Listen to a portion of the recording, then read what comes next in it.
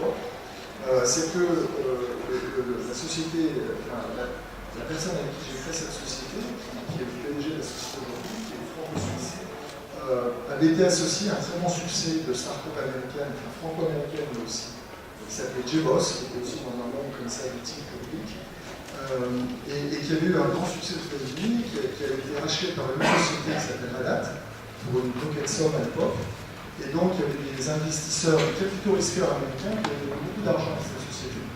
Donc, quand on a décidé de démarrer une plateforme horizontale comme celle-là, qui a une vocation à utiliser dans le monde entier, pour avoir une approche mondiale et globale, il nous fallait beaucoup de capitaux.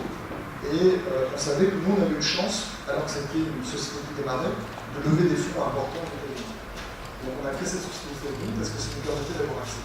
L'autre point, c'est que quand vous faites une plateforme de ce type-là, c'est une plateforme générique qui a vocation à être utilisée par n'importe quelle entreprise dans le monde, démarrer aux États-Unis et avoir du succès aux États-Unis, ça rassure en fait les acheteurs européens ou asiatiques. Donc comme nous on avait cette présence européenne, on a tout de suite pu commercialiser en Europe, mais en fait on était rassurant parce qu'on était américain. C'est un paradoxe, mais c'est comme ça. Parce que, mais en fait la raison est simple, c'est pas juste parce que on se dit ah les Américains sont meilleurs, etc. Moi, je pense que c'est la raison fondamentale au-delà de toutes les différences culturelles, on parle toujours pour expliquer pourquoi ça marche là-bas et pourquoi ça marche pas ici.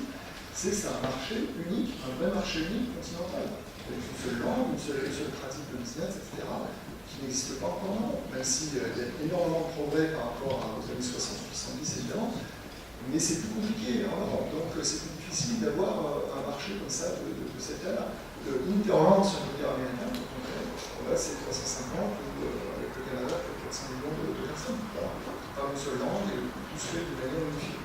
Donc c'est tout ça qui nous a dit qu'il fallait qu'on aille aux États-Unis. Et de fait, on a effectivement, en 2 levées de fonds déjà, levé 15 millions de dollars. Donc ça permet tout de suite d'avoir une ambition, d'avoir des équipes techniques importantes, etc. Donc nous, on a 3 bureaux, mais ce sont des points de rencontre en fait.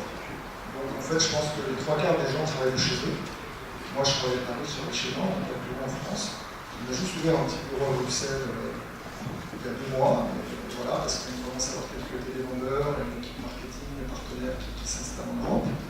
Aux États-Unis, on a d'abord créé à Boston pour avoir un petit hub, mais pendant un an, en fait, on a sauté aucun bureau de nulle part dans le monde. Pas de serveur, évidemment, c'est pas la peine d'en parler. Et donc, voilà comment on a évolué dans ce nouveau monde. La dernière chose, c'est aussi quelque chose qui étonne encore beaucoup. Il y a beaucoup de gens, quand ils posent la question, ils m'appellent un peu à toujours, mais où est ta R&D? Je dis, ben, on n'a pas de. Elle est partout, quoi. On n'a pas. Nous, tous nos ingénieurs travaillent de chez eux. Ils se voient de temps en temps, donc leur mode de travail, c'est qu'une fois tous les 3, 4, 5, 6 mois peut-être, ils vont passer une semaine ensemble sur un sujet précis, ils vont se botter dessus pour une semaine pour savoir qui a raison sur le niveau design de telle ou telle fonction. Et puis ils rentrent chez eux, ils travaillent de chez eux. Et le seul moyen d'avoir des stars, parce que je pense que dans notre petit domaine, les petits domaines, on a vraiment des stars mondiales du développement, c'est de toute façon des gens qui ne peuvent pas venir déménager dans telle ou telle ville pour. Donc on a des gens en Australie, en Nouvelle-Zélande, aux États-Unis, un petit peu partout, comme vous voyez ici, et aussi en Europe. Et voilà, c'est juste une façon de travailler. Les gens sont efficaces, ils s'organisent leur vie comme ils veulent. Parfois, un matin, ils vont dire tiens, je ne suis pas là ce matin, je vais faire du vélo. Ça arrive, mais bon, par contre, peut-être la nuit suivante, ils vont bosser jusqu'à 2 h du matin. Donc, et puis, ils vont faire des conférences. C'est juste une autre façon de travailler.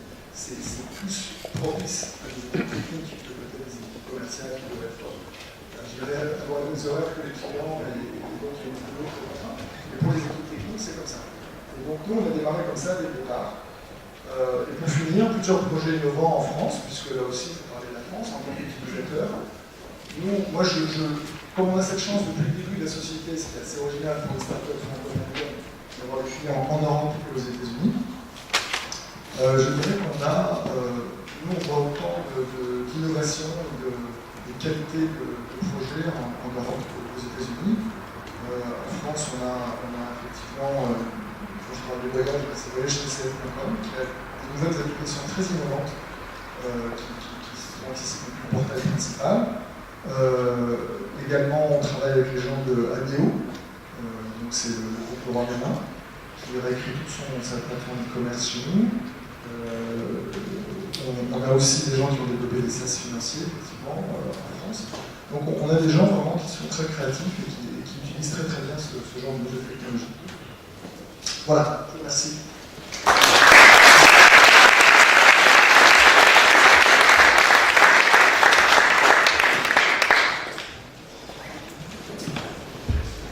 Tu n'étais pas la dernière personne, parce qu'on va faire une petite période de questions-réponses. Voilà, donc on a enchaîné toutes les présentations. Et donc, je vais vous passer le micro. Vous débrouillez pour passer le micro. Vous êtes nombreux. Merci, hier. J'ai juste une petite question toute simple au dernier intervenant. Combien payez-vous vos développeurs?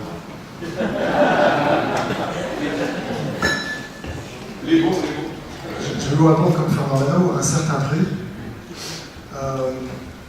Je dirais qu'on paye aux développeurs, honnêtement, c'est pas moi qui me fais la paye des développeurs, donc je ne pourrais pas le dire, mais on les paye, je dirais, le prix du marché, ni plus ni moins. Très honnêtement, c'est des gens qui sont bien payés, parce que ce sont vraiment des développeurs de renommée mondiale, et j'arrive dans le monde dans lequel on est, il y a vraiment... c'est un petit peu comme, j'allais faire comme le foot, parce que sinon on n'aurait pas les moyens de les payer, mais il y a quand même des gens qui sont comme ça reconnus à un niveau national, voire international. Et c'est en partie parce qu'on vient aussi d'un monde dont on n'a pas parlé aujourd'hui, qui est le monde de l'open source. Donc ce sont tous des développeurs dont le code est visible par tout le monde. En tout cas, pas forcément le code que l'on a, parce qu'on a une partie qui n'est pas open source, hein, c'est un peu notre secret de fabrique, évidemment. Mais beaucoup de ces gens-là sont des gens qui ont, depuis 10-15 ans, développé des applications et des outils très sophistiqués. Et donc, il y a une sorte de reconnaissance par ses pairs.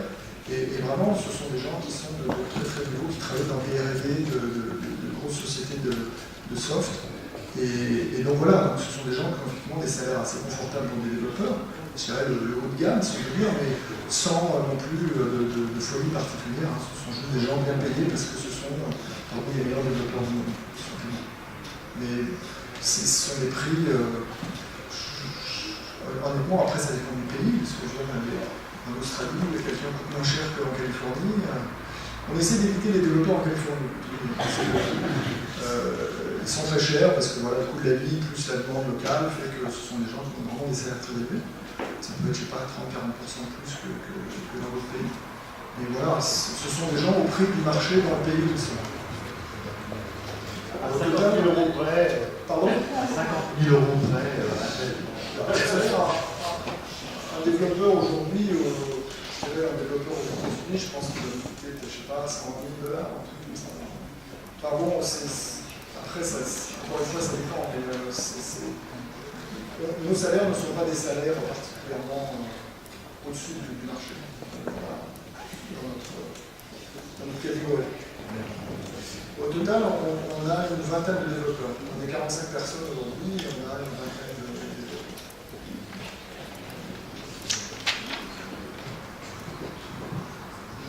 Oui, j'ai le micro là. Patrice Solos, petite question concernant, bon, je n'ai pas bien vu tous les logos des entreprises auxquelles vous étiez associés les uns et les autres, mais il ne m'a pas semblé voir des grandes compagnies de type utilities. Vous parliez d'EDF, je ne sais pas si EDF est dedans, si SNCF est dedans. Vous voyez, est-ce que effectivement les développements que vous faites sont beaucoup plus liés donc à des petites et moyennes entreprises, même si Amazon est une petite et moyenne entreprise, d'accord? Mais est-ce que le marché est plus là que réellement dans les grosses sociétés? On va répondre à plusieurs. Je pense que c'est une question je vais répondre. On est dans l'innovation. Et il y a des grosses entreprises, des grandes entreprises de 20 000, 50 000, 100 000 salariés qui innovent. Mais ça reste encore dans un monde de l'innovation, on ne peut pas le caractériser de façon générale. Bon, il y a des utilisateurs, actuellement, nos clients, c'est des grandes et moyennes. Je dirais que le sweet spot, c'est probablement 300 à 10 000 utilisateurs, où il y a la puissance et la flexibilité. Ça n'empêche qu'il y a des grands laboratoires suisses avec 93 000 utilisateurs qui sont en train de migrer. Enfin voilà, donc je veux dire, il n'y a pas de taille petite, grande et moyenne. Ça base sur la volonté d'innover, la volonté d'avancer, et il y a des remarquables sociétés. Je peux simplement donner un exemple pour faire un truc cocorico, on est franco-amérique.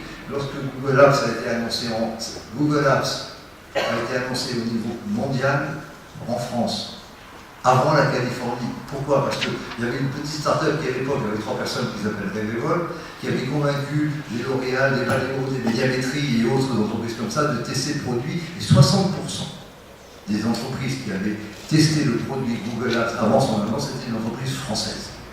Donc voilà, puis maintenant Essilor est dessus. Enfin bon, c'est le ouzou. Si une entreprise est innovante, elle est sur le cloud. Point. D'ailleurs, je pense que tu peux peut-être, Mathieu, citer quelques exemples ou Rachel. Le dernier appel d'offres un peu conséquent auquel j'ai remis une réponse le vendredi dernier, on parle d'un déploiement pour 75 000 personnes. Donc on ne parle plus exactement de petites entreprises. Alors reste que, et c'est un gros français, après ça, la plupart de ces projets-là se font en France.